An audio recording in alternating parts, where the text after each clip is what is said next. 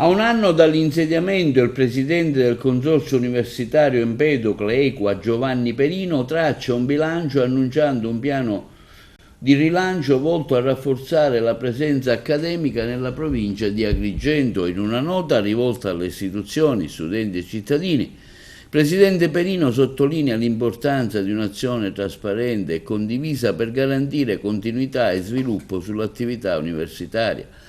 Tra le iniziative principali, il Consorzio punta all'ampliamento della compagine associativa grazie a recenti modifiche legislative che permettono l'ingresso di nuovi soci, tra cui comuni, fondazioni e organismi del terzo settore.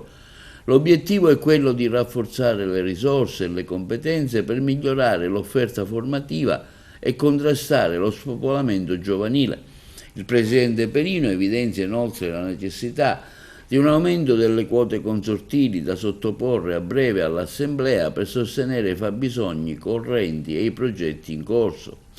Perino affronta anche il tema del contenzioso con l'Università di Palermo in corso dal 2016 che ha inciso negativamente sull'offerta accademica. Il Consorzio Equa ha avviato un dialogo istituzionale per una soluzione transattiva con l'intento di chiudere la controversia entro quest'anno. Simili auspici sono rivolti alla risoluzione delle tensioni anche con l'ente provincia regionale, auspicando un ritorno alla stessa nella compagine consortile.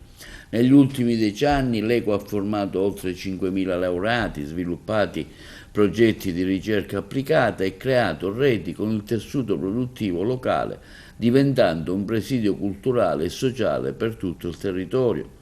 Il presidente Perino conclude invitando le istituzioni regionali e nazionali a riconoscere il ruolo dei consorzi universitari nei territori fragili e a garantire gli strumenti di supporto finanziario, e l'Empedocle Consorzio Universitario di Agrigento continuerà a operare con rigore, trasparenza e spirito di servizio, consapevole che investire nella conoscenza significa creare lavoro, innovazione e coesione sociale.